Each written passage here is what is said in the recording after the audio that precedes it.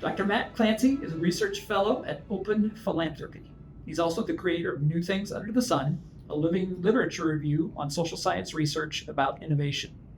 The site's free newsletter, of which I am a subscriber, has thousands of other subscribers, including some famous entrepreneurial people like Patrick Collison, and I'm sure many others. He's previously was a professor at Iowa State University and an economist with the U.S. Department of Agriculture. Matt, thanks for being with us. Thank you very much for having me. Can you tell us a little bit about Open Philanthropy to get us started today? Sure. It's an organization that makes recommendations about grants mostly to a fund for like a high net wealth individual. So my job is basically to identify and evaluate grant opportunities. Mm-hmm. I run the innovation policy program there. And so we're looking for making grants that broadly accelerate scientific and technological progress. And so we're not necessarily picking specific companies or specific scientific projects. We're thinking at a bigger sort of system level. What are the kinds of structures or laws or organizations or technologies that can have sort of a broad-based impact on the rate of scientific technology and technological progress? And so we try to identify those. We have other parts of Open Philanthropy that focus on making grants for very different things, from farm animal welfare, scientific research for neglected diseases, safe AI governance type stuff, a big gamut. And so, that's Open Philanthropy. I think for many in our audience, they think of innovation from kind of an entrepreneurial perspective, like what can I work on, whether it's a service or a piece of software or a product or whatever. But this is kind of abstracted at the next level higher for how do we make innovation progress, right? That's right. Yeah. So I think because it's so abstract, sometimes what can be helpful is like a concrete example or two of things we've made. So like a grant that we funded that's sort of related to my own background of economics research that tries to make that more effective was we made a grant to the Institute for Replication, which tries to coordinate the replication and sort of reanalysis of economic papers that are published in top journals, might be influencing policy.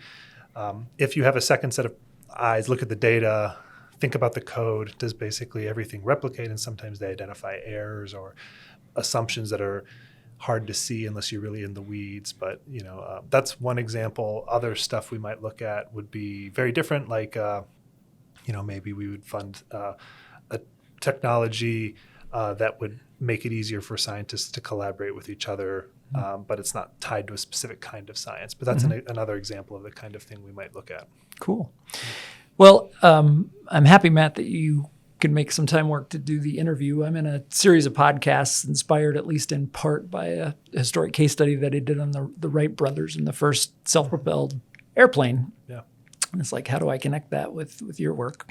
Let me explain.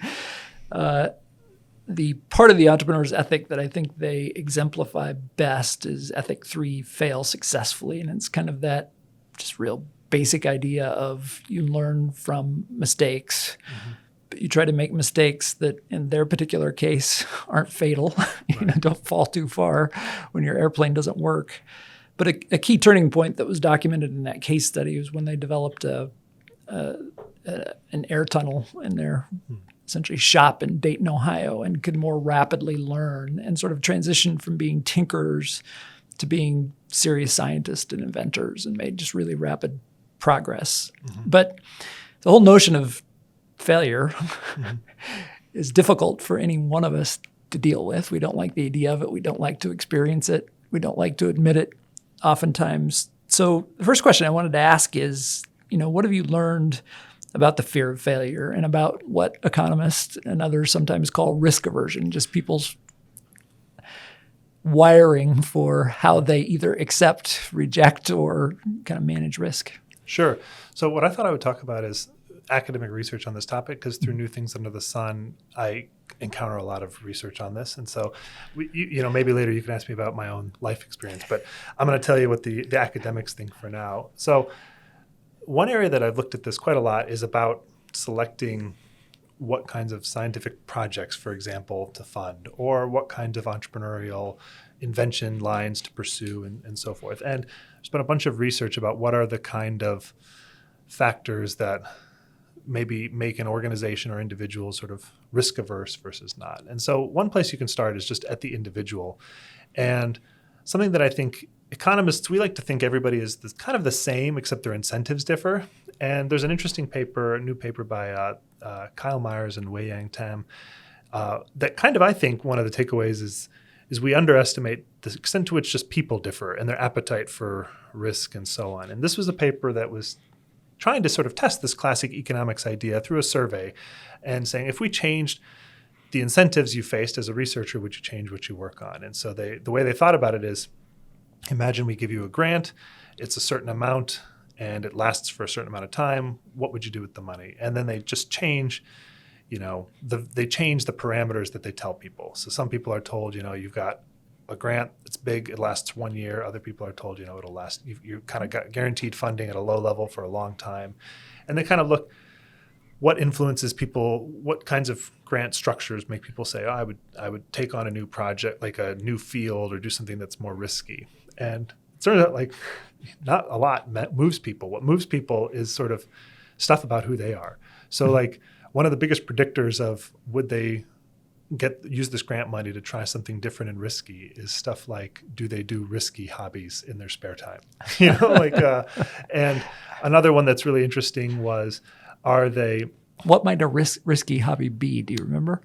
I don't know exactly what they define, but the example that comes to mind is things like hang gliding, okay. Or, and so we've made jokes that, if you wanted to make a grant program that did really risky research, you should have it be like, to submit the application, it's at the top of a mountain or something. And so you have to go through all this to get it. But other examples are immigrants, the children of immigrants, and even the grandchildren of immigrants were more likely to embrace risky things. And maybe this is something about to immigrate, you have to have a certain appetite for risk, and maybe that gets passed down through to in your family. So that's sort of the individual level. Mm-hmm. But then there are organizations, and those also matter.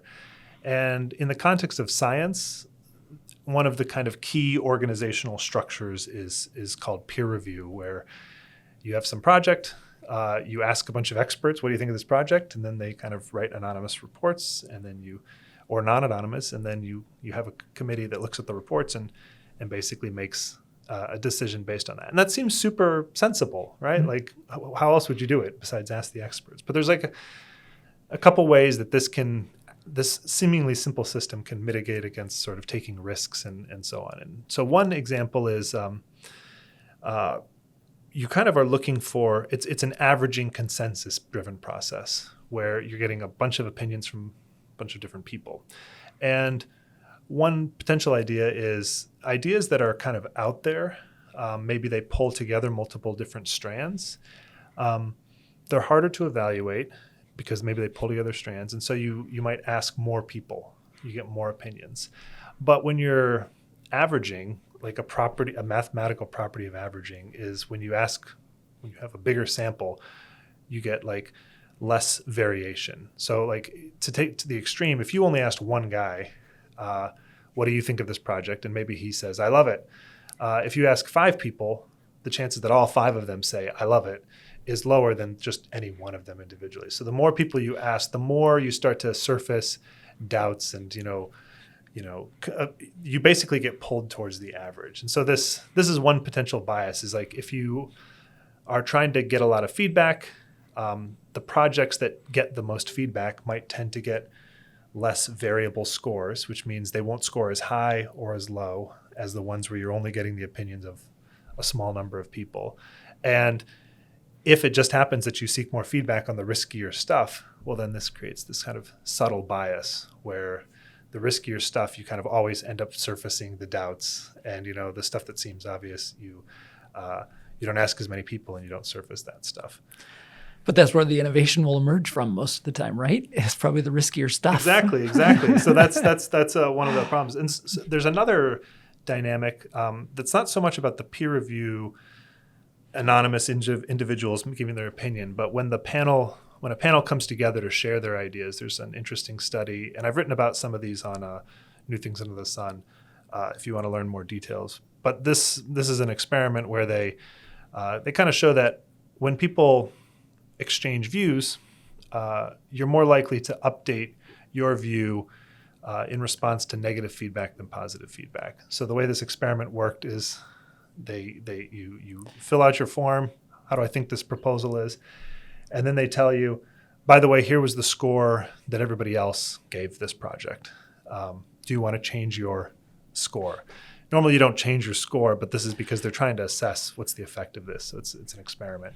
And if you gave a higher score than everybody else, people were more like, they would take the opportunity to revise their score down to be closer to the average. If they gave a lower score than everybody else, they were less likely to sort of adjust their behavior towards that. And it's just sort of, you don't want to make a mistake or something. So if somebody points out an error, you might think, oh, they know I'm being too confident, I'm going to shade it down.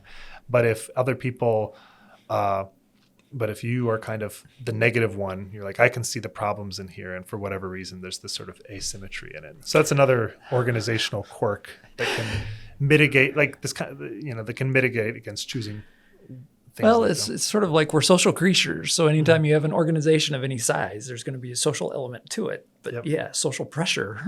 Yeah. But again, innovation, at least some kinds of innovation, is going to be probably inherently in the beginning be an antisocial like thing, because it's probably going to be against conventional wisdom. It's going to be, to your comment earlier, of combining things in a new way. Like it's, anyways, new. Right.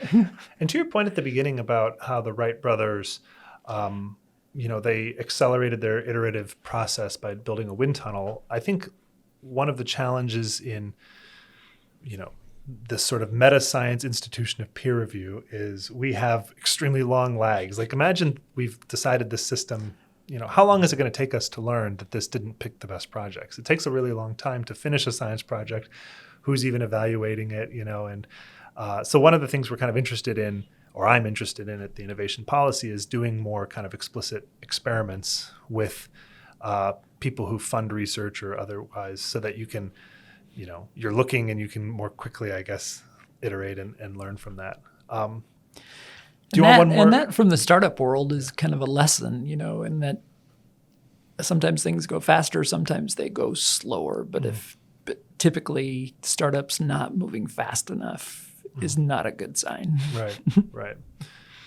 So do you want one more example of Please. A thing? So I sort of gave a process level one, an individual level one, and then there's always people think about culture and sort of your nation. This is really hard to test because you can't, in a science experiment, we want to change one thing and leave everything else unchanged. But how do you change your culture, and leave? You can go to another country where they have a different culture, but they're going to have different school system. They're going to be wealthier, poorer, different bank development, so on. So it's hard to identify cases where you can test this. There's one kind of interesting setting that I thought, a paper I read about that I thought was pretty interesting. And it was set in East Germany during the Cold War. And so there was no entrepreneurship. Not allowed. No, not allowed. And so everybody was the same on that side. But then, of course, later, there was reunification and everything, and things changed. And so people had the opportunity to do entrepreneurship, and we can kind of see what kinds of things mattered after this event. So we can at least measure it. And this paper looked at kind of if you're exposed to Western style media.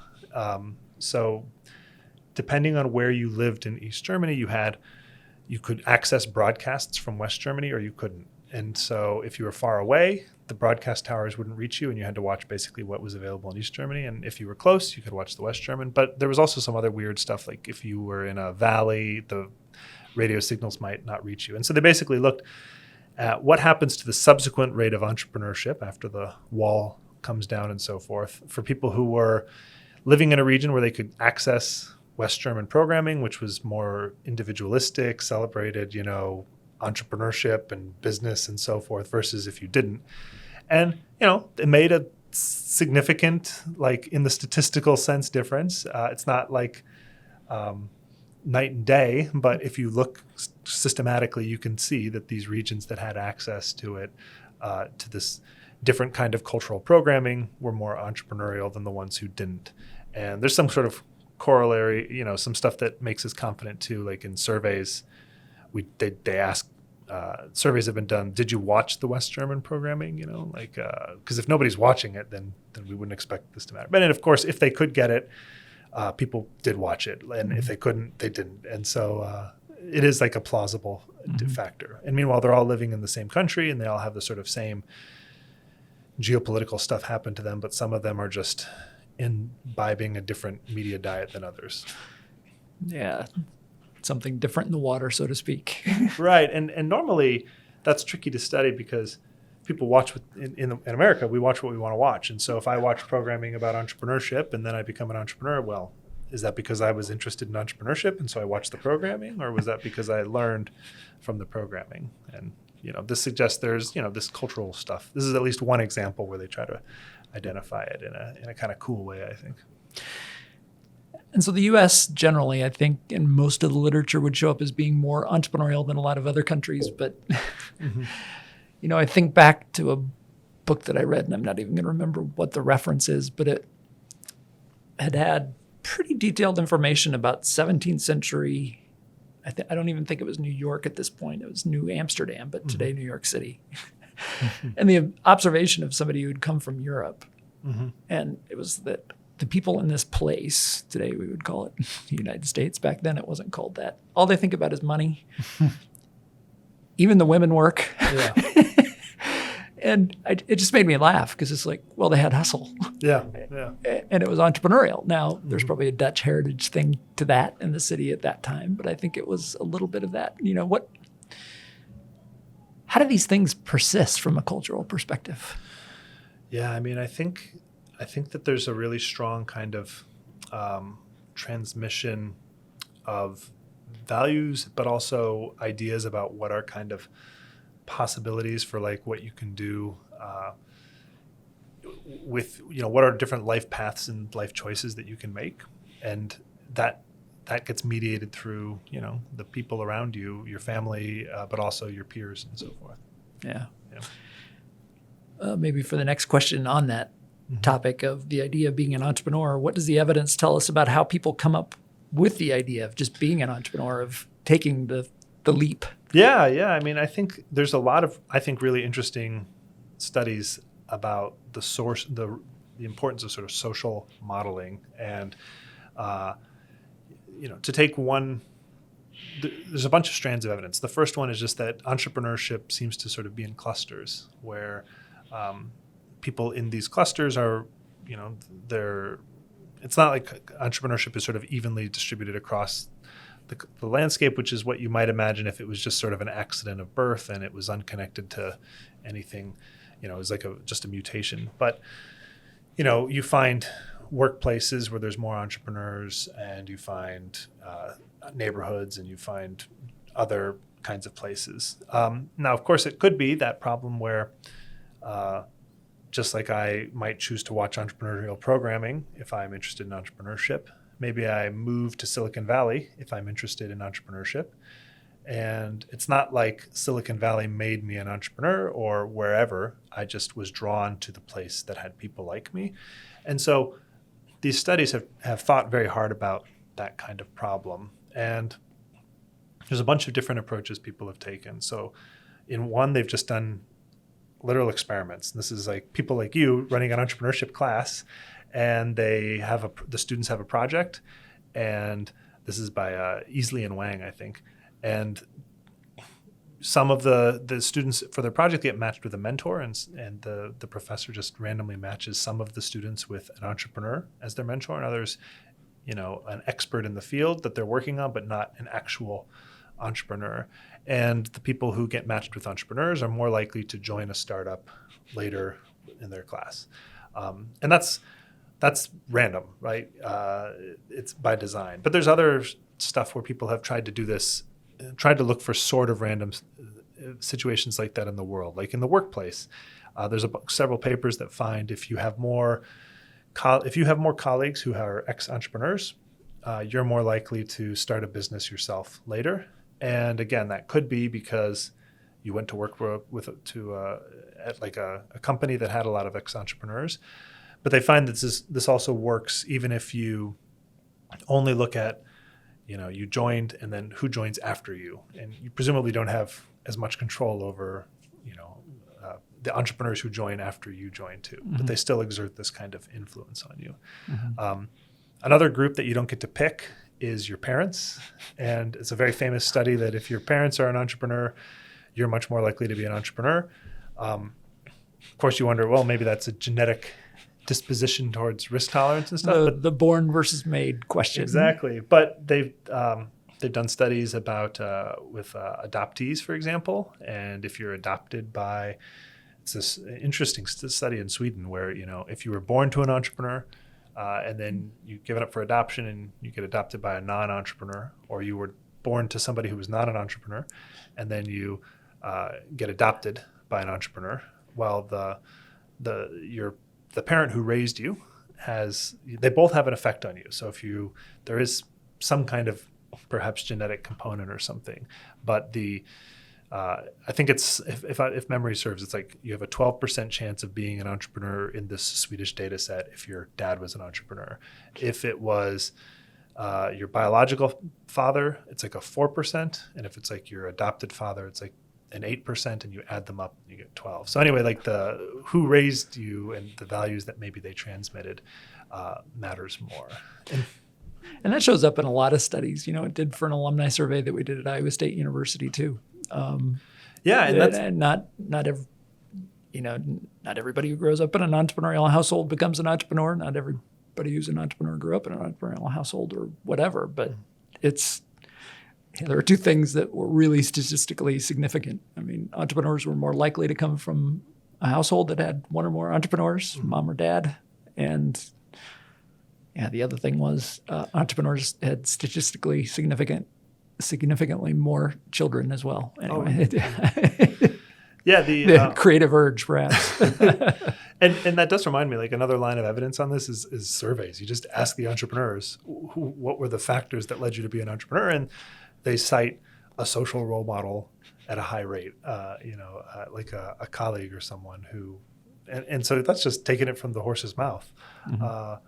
And then the last sort of line of evidence that's sort of interesting, I find, is that a lot of these studies,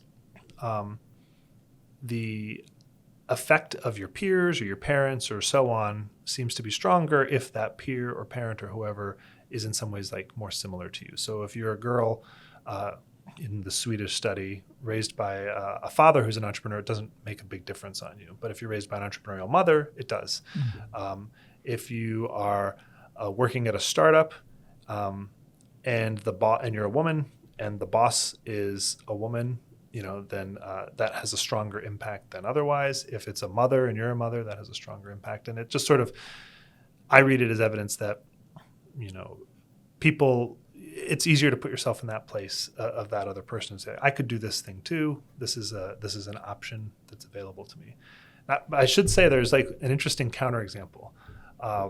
So in Harvard Business School, people get randomly matched to these blocks of students that you work with. And, the story I'm telling you so far, if you get randomly matched in with a bunch of people who've started their own business, you should be more likely to start your own business when you graduate from Harvard Business School. And this study actually finds the opposite. Like if you're around more business people, you're less likely to start a business. And, my read on this is people going to Harvard Business School, they have the idea. They don't need to be like taught, you could be an entrepreneur actually. They're at Harvard Business School and they're already thinking about it. And the study finds some evidence that the people who are around more ex-entrepreneurs are less likely to start bad businesses. So they get kind of better advice maybe and say like, don't do that. That's a bad idea. And so, but it's just so you don't think I'm totally cherry picking. It is a complicated sort of story. Sure. Yeah. Well, maybe along those same lines, one of your articles that I came across was entitled "Entrepreneurship is Contagious."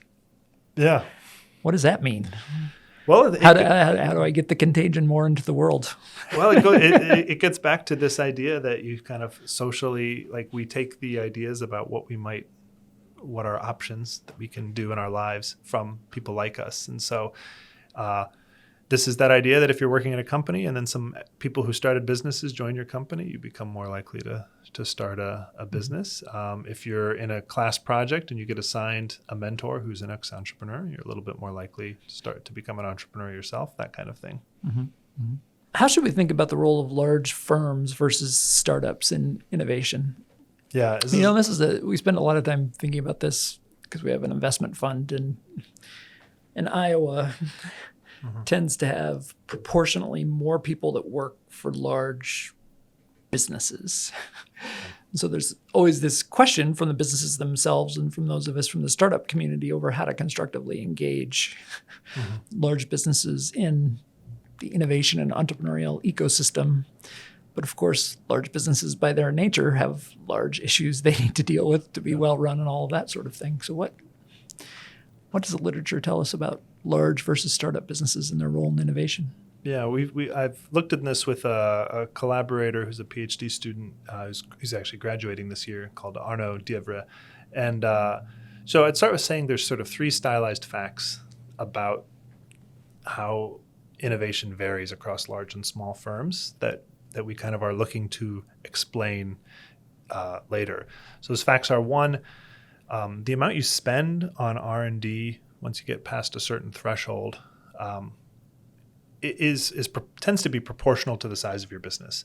So, if I'm a small business and I double in size, I will tend to double my R&D spending too. If I 10x in size, I'll 10x my R&D. And so in that sense, there's no difference. Like 100 startups is the same as one big company, in that sense. But there are some differences in what that R&D kind of gets you. So the first thing is the R&D of large firms appears to be more like less productive of innovation than the R&D spent by small firms. And there's some reasons that that's a little misleading, and I'll go into them. But in any event, it certainly differs in some way that that shows up as you're getting less bang for your innovative dollar at large firms, even though they spend proportionally a similar amount. And then the third thing is sort of related.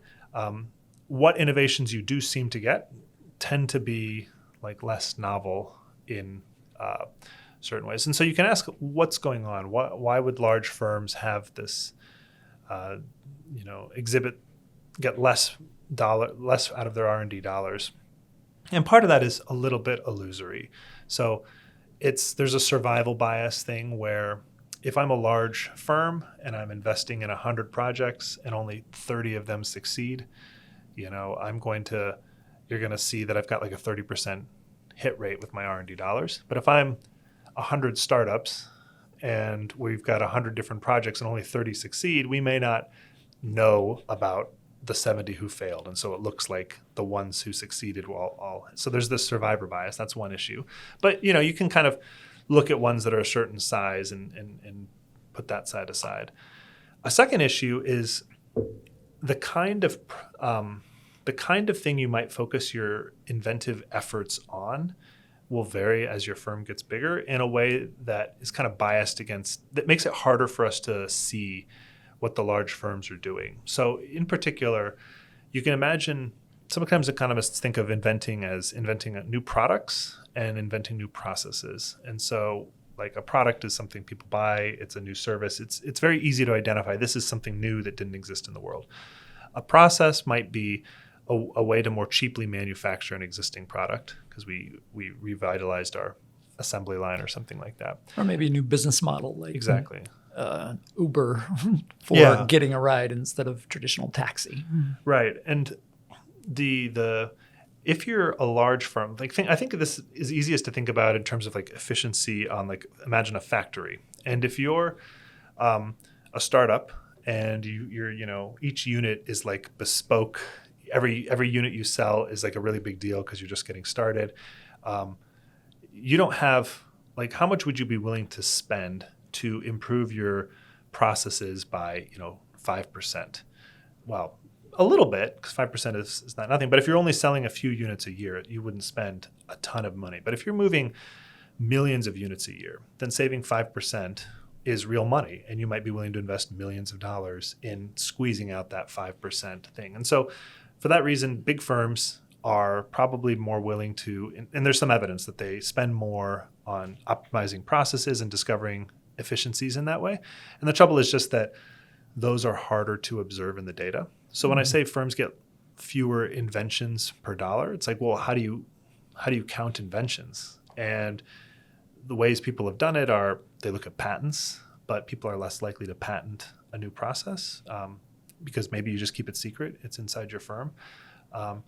People have looked at counting products like in sort of catalogs of various types. So like the Federal Food and Drug Administration has a record of all the new drugs that are approved.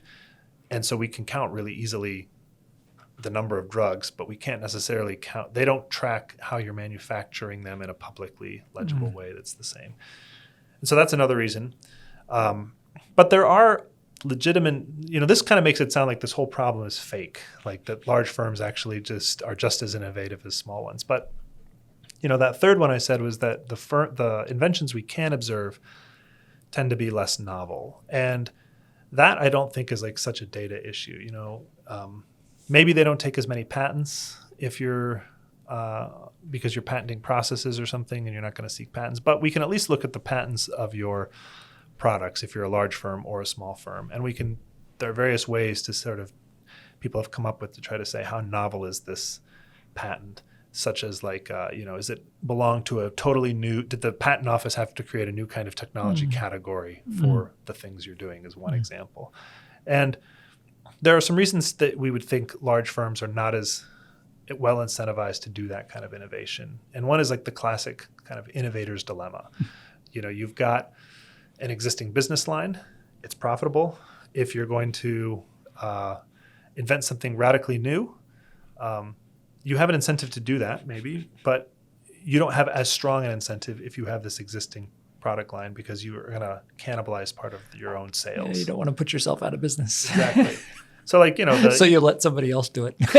Well, yeah, that makes it complicated. But there's an interesting study about that looks at this in kind of the world of drugs, and they look at what happens when a drug company the drug industry has really good records, and so when a drug company buys another company, they kind of know what are the suite of products that they bought, and they can look to see not just finished products that have FDA approval and that are being sold, but stuff that's kind of in the works. So they've registered that we're doing clinical trials on, say, like a heart disease drug or something. And then they look to see, well, what happens to those in the works projects when they get bought by a firm that already has drugs in that category versus it doesn't.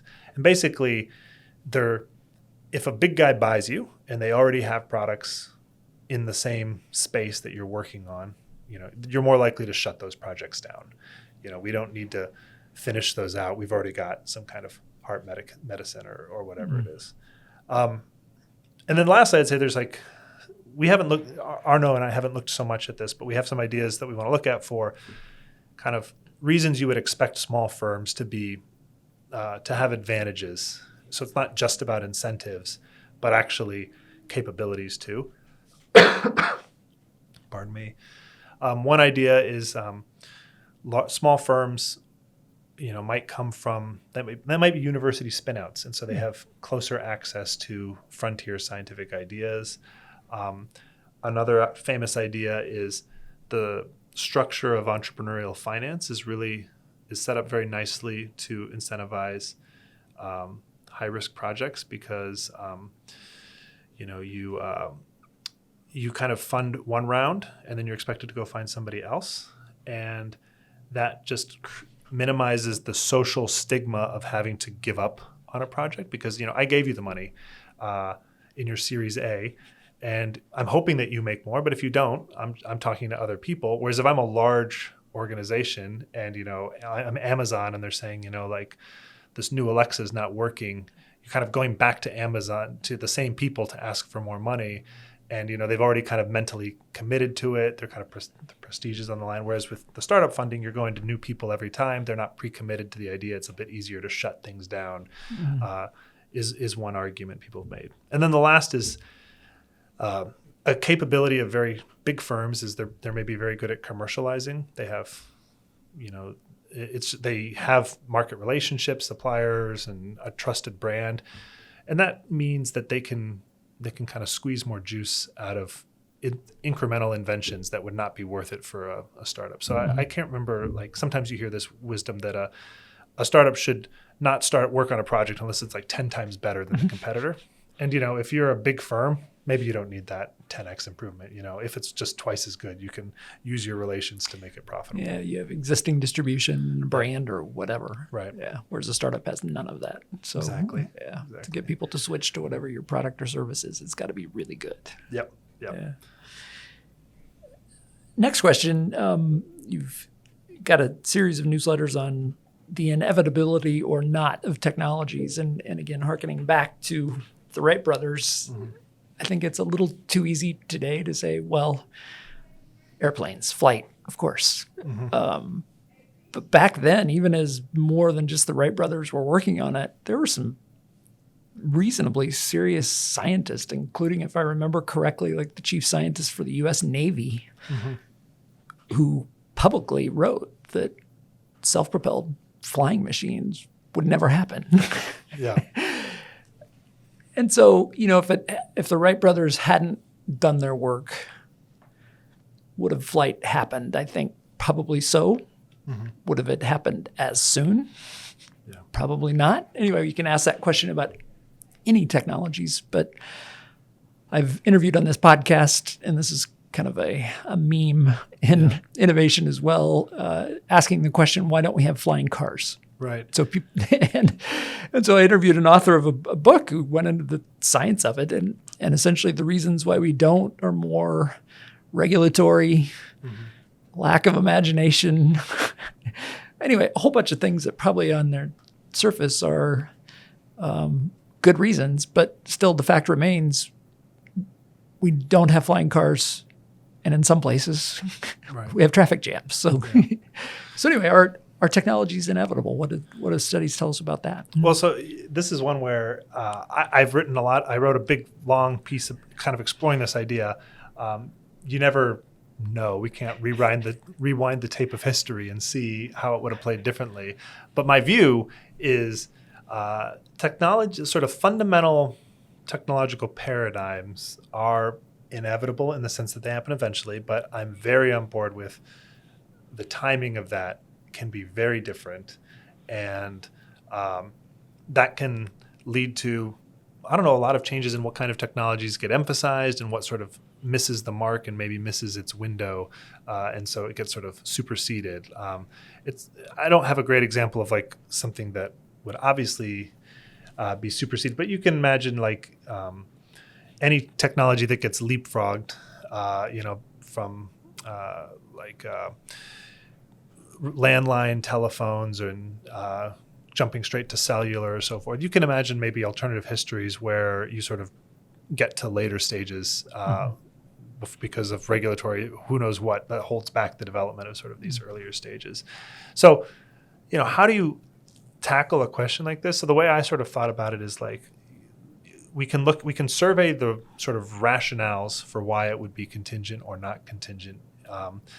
And then we can also look at if there's anywhere that there's sort of empirical data. And so there's a billion kind of reasons that cut in this way and that way that I think are really interesting. But maybe I'll focus on sort of just a few of the sort of data things that I think are sort of interesting. So one place you can look is how often do scientists or inventors independently come up with the same idea?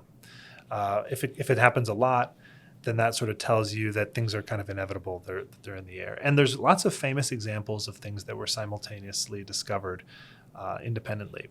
But when you try to be sort of systematic about it, and instead of just making a list of times that things were independently discovered, instead flipping it around and being like, on your last project you're working on, were you scooped? Like, did somebody else come up with the same idea before you? That kind of analysis implies, I think, a lot lower incidence of simultaneous discovery. So, scientists are worried about getting scooped a lot, that somebody else out there has the same idea and will beat them to publication. And it certainly does happen. And it even happens to most scientists at some point in their career, but it doesn't happen to most scientists on most of their projects.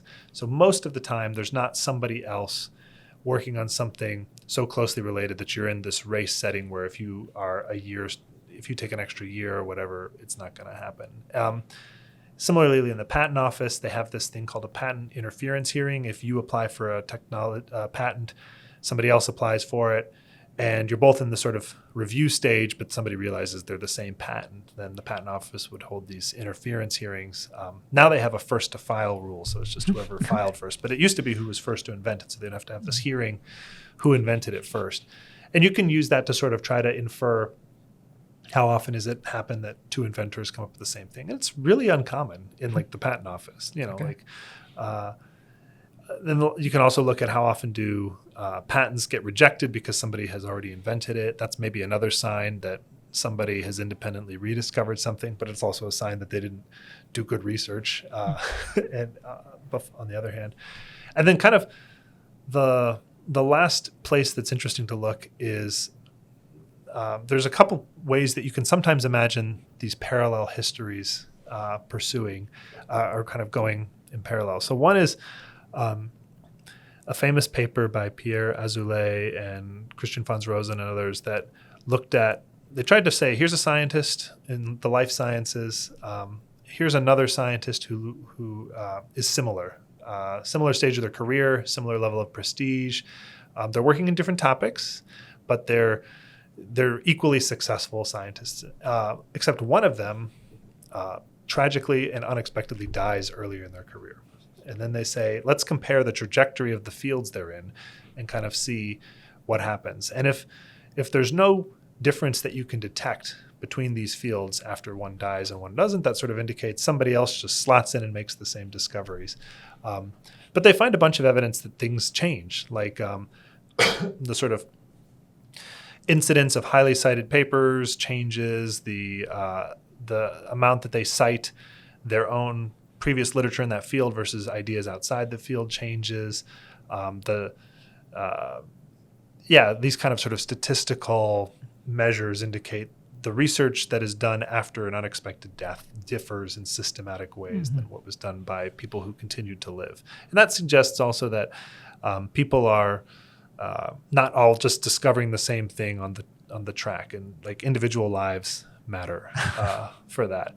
And then the last one I'd say is during the Cold War, there's been some studies looking at what happened, kind of Soviet science or math in particular kind of developed in relative isolation from the rest of the world. You had a similar situation in World War II and World War I, where science happened kind of in different silos. And these have found that, there does seem to be like divergence. For example, I think it was in World War I, there's this paper looking at how similar are the titles of chemistry papers by the Americans and the Germans. And then the war happens and they're no longer communicating with each other, and they're not sending each other their German, their chemistry journals, because chemistry is being used for bombs. It's all sort of secret. And they see, there's this gradual divergence in the titles of their papers. They're working on different chemical compounds now, and so on. So, I think that does give us, I think there's big questions in science, like we would have eventually discovered electricity, whatever happened, we would have, somebody would have figured out the principles of flight, but the timing can be really dependent on individuals. They matter the most, I think, when you're working on something that, there's not a crowd working on. Obviously, if there's a crowd of people pursuing the same approach, somebody's going to figure it out. But if you're kind of doing something idiosyncratic, then that's not at all something that you should assume, I think. Well, I think for a modern example of SpaceX Yeah.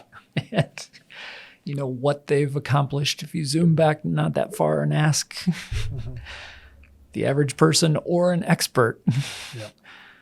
can you envision a private sector company launching rockets at the rate that SpaceX does? Or can you envision the idea of interplanetary settlement? And who knows? We're still a ways off, but I don't think we're probably that far off from SpaceX beginning some missions to Mars. And it's almost impossible to envision that being the case without Elon Musk being in the equation. Yeah, I mean, I think he's a great example of the timing really matters. Like, there had been sort of stasis in rocketry for a long time. But there were also other billionaires working on this stuff, like Bezos has got Blue Origin and so on. So maybe eventually one of them would have had, but the tempo was very different, Yeah. Yeah. So you've written a series of newsletters on the idea that innovation gets mostly harder. Yeah. and documented Moore's Law and some examples from agriculture too. Can you explain to our audience what that means? Innovation gets harder. Sure. So the idea is that keeping the innovation machine going, like in a particular discipline, keeping the rate of invention the same. So in agriculture, this could be like crop yields. They go up over time, but sustaining the rate of growth seems to require more and more research effort over time. So like corn since the 1930s, I think, has been on this very steady... like 2 bushels per acre per year improvement in yields. That's right. Yeah. It's the rule of thumb that I think is borne out by data. Yeah, exactly. And you can see it. It's a bumpy line because obviously like seasons matter and stuff, but it moves. It's like a line.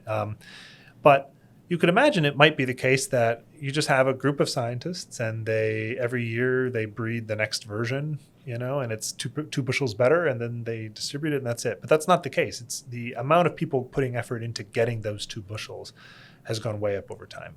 And you see this kind of across the board. So Moore's Law is another really famous example of something where progress is really predictable and steady.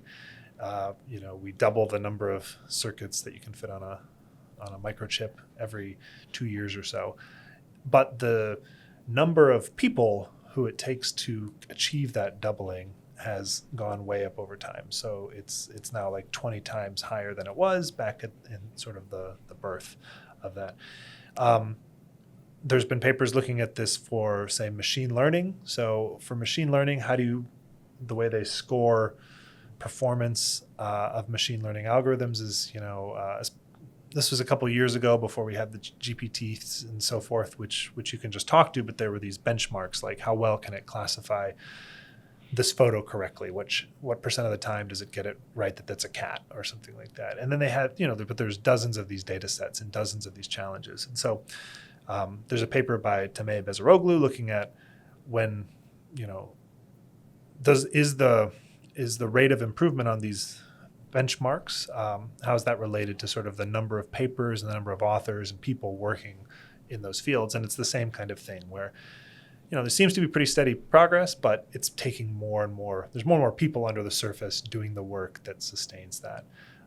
And you can see this also in the life sciences, where there's a famous paper called Are Ideas Getting Harder to Find that looked at this for some of these examples I've already given. But they also look at it in terms of major diseases. They look at how many years of life are saved, and they compare it to things like how many clinical trials are conducted or how many publications in scientific journals related to, say, this disease, cancer or heart disease. And it's a similar phenomenon in the long run, but you did say at the beginning, innovation mostly gets harder because you do see exceptions from time to time, where there was a period where the number of years of life saved per paper was going up. But, that's like, those tend to be the exception, and then you kind of revert to this long run trend. Mm-hmm. But I think you don't want to overstate how deterministic something as weird as innovation is. It does have you can't have breakthroughs that just suddenly the field is open and, there's lots of fruit, low hanging fruit just on the ground that you can pick up, and then you clear it out, and then you're kind of back to hard work. Well, you get in technology is a good example. You get what I call these frontier opportunities. And so when I started my career in agriculture, speaking of the seed industry, it was molecular transformation, biotech, essentially. And so it was a new tool. And, at that time, it enabled a new entrant eventually into the seed industry named Monsanto to become a really big deal in the seed industry. And they weren't even in the business before.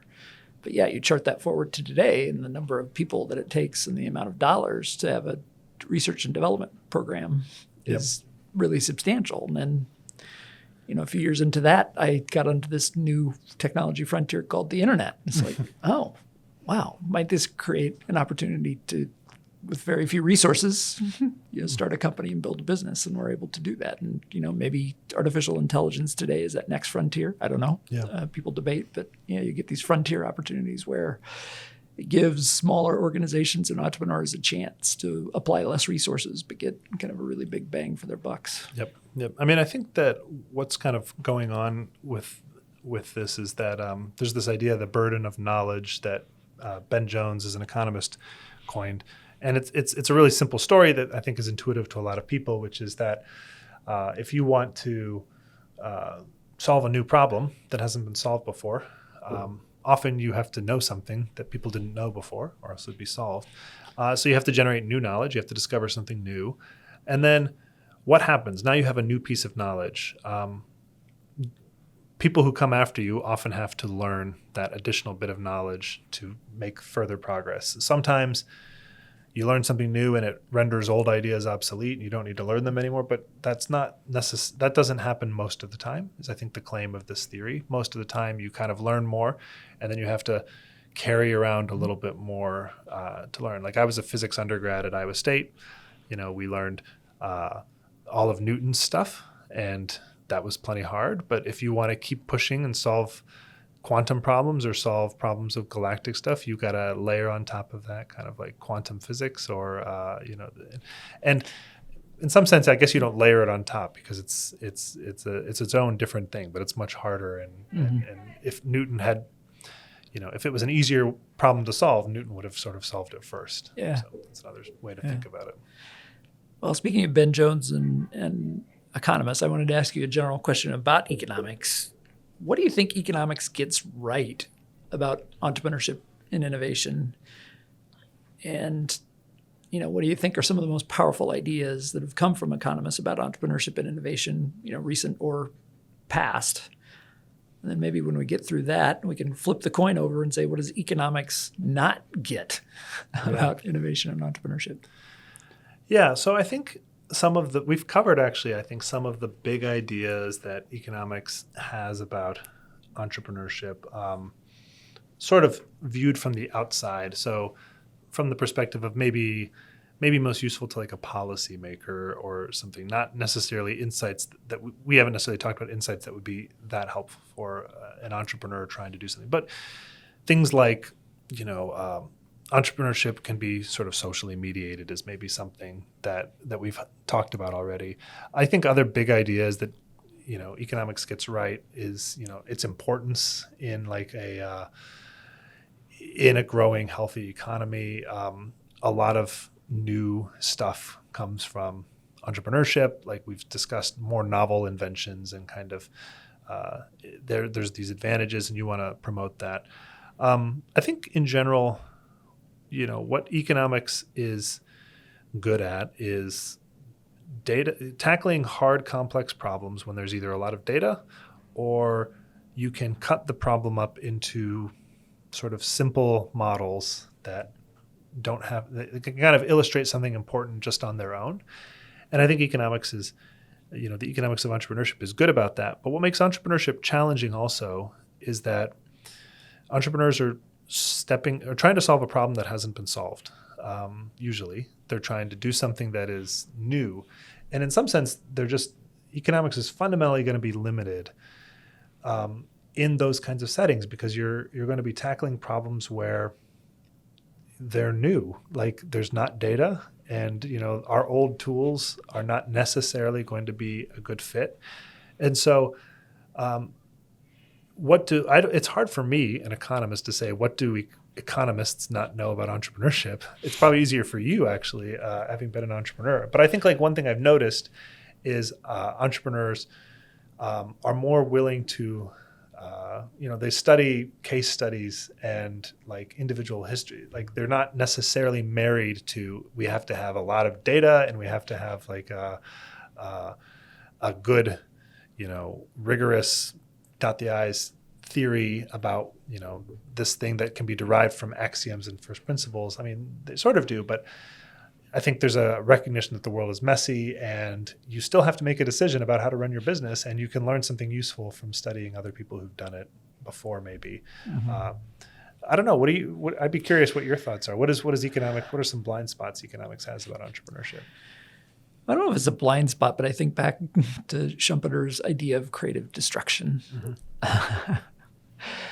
I think that's a really important idea, but maybe one that isn't well understood. And I have fun trying to introduce that idea to business audiences as they think about their organizations and are we innovative?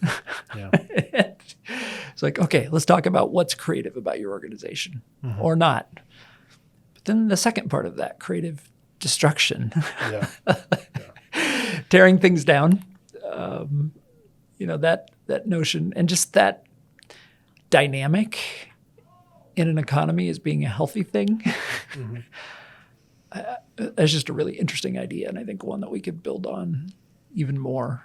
And, speaking of policymakers, it's probably the nature of a democratic process, right? But oftentimes our elected officials will engage primarily in protection of the current. Mm-hmm. And that can be important in a lot of ways, but it can be the enemy of innovation and kind of bringing about a better tomorrow.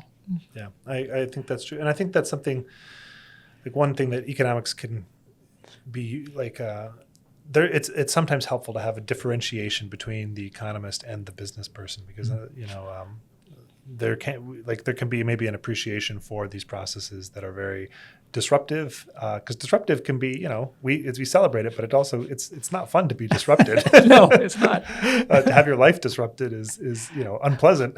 But have our business disrupted or our profession, if you think of it from an individual perspective, most of us would prefer not to have our jobs eliminated too fast. Yeah. Yep. Very much. Yeah. Well, let's conclude maybe talking a little bit more about you, Matt. So you gave up your professor position at Iowa State University to pursue a more independent path. Mm-hmm. 3 years ago now? Yeah, I think about, Yeah, about 3 years ago. How do you think about your own risk tolerance? How do you process chance for failure? I remember in 2009 when I was interviewing for the position that I now hold, one of our colleagues in the Department of Economics didn't really seem very interested in asking me any questions about the job I was going to do. His primary questions were around how I had quit my job to start a company and just how my brain worked, because in his own explanation, his risk tolerance would never allow him to do such a thing. So he thought I was a curious specimen from that perspective. Yeah, this is interesting. And sometimes I wonder about, the economists, we always think about incentives are the thing that matters. But there's a little bit of as we sort of said at the beginning, who you are, and incentives can also affect who gets selected into roles. And so, does tenure sound appealing to you or not appealing is maybe an interesting question about risk appetite. Yeah, this is a tough question for me to answer. I haven't started a business, for example, but I have started things that are weird from an academic perspective. And I was sort of reflecting on what we've talked about earlier, and I realized I am actually the grandchild of an immigrant. So I kind of fit the mold in that sense. My grandfather was born in Ireland and moved to the States when he was a young man, and So maybe there's some truth to that if you think it. I think there's other ways that I've been. How did that, if you don't mind me stopping you, how did that shape kind of the family narrative and that sort of thing, having a grandfather that was an Irish immigrant? I think that, the things that were kind of emphasized were, I think, maybe a little bit of don't wrap your entire life up in one professional identity is one way you could think about it. And so, that I remember people saying, this doesn't sound very entrepreneurial, but I'll get there. Like people sort of saying like, oh, you work to live, you don't live to work, things like that. And maybe that just fosters a sort of sense of, you're not tied into the particular path you're on. You're a little bit more flexible. You're not entirely fixed on one track, and you can kind of see other tracks and might jump to it. I think there's another, actually. I always say that one of the most influential things for my decision to pursue a weird career path and end up leaving Iowa State was actually being around all you guys who are entrepreneurs instead of being around.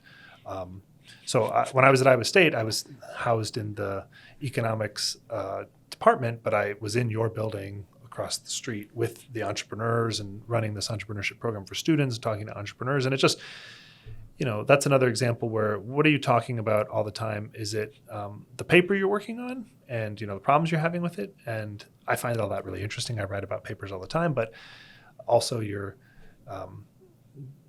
getting kind of continual feedback from other people that there are other things that matter, and you can think a little bit differently about what are ways to make contributions in your life. But I do think I don't want to underrate that there are incentive things that are also sort of in the mix. Like, I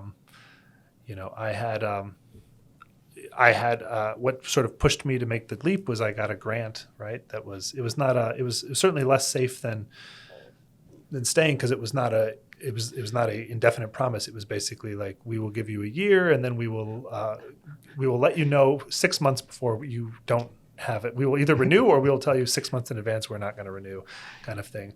But still, I didn't leap off with no support, and yeah. So I think that's also I don't want to pretend that it was like a more heroic jump than like that I have stronger risk appetite than I do. But yeah, I think that's a sort of mix of answers in there.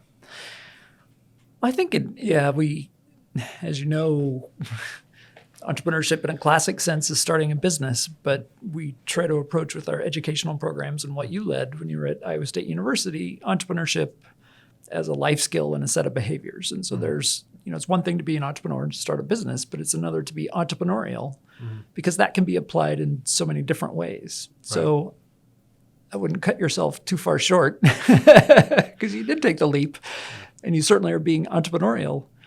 And it might be a bit more classic American entrepreneurial than people who start a business, actually. And that's kind of hanging up a shingle, so to speak, and living a very independent professional existence, working on problems that you enjoy, and working with people most of the time that you enjoy working with. Yeah. Yeah. And well, if you will give me my honorary entrepreneur card, I will take it gladly. Yeah. Well, Matt, thanks for taking the time today. I will put a link in the newsletter and all of that to New Things Under the Sun, and urge everybody that's listening and watching to subscribe to that. Are there any other ways that people can keep up with your work and connect with you that you would like to tell our audience? Yeah, that's probably the best. I'm on Twitter, but I don't think I'm quite as active as I used to be. I think I'm just busier. But Matt S. Clancy on Twitter. I think the New Things in the Sun project has a growing backlog. I've been at it for years now, so there's a lot of articles. I was trying to think about ways to try to help people discover what to read and whatnot. And I decided the crazy idea I'm going to try is just putting my email a lot on the thing. And just email me if you want to know more about things that we talked about, or things, or if you that we didn't and you're wondering, is it somewhere on the site hidden? Just email me, and I'll shoot you back an email, say, yeah, read this. So that's my advice. Okay. Yeah. Well, thanks for being with us, Matt. No problem. Thank you for having me.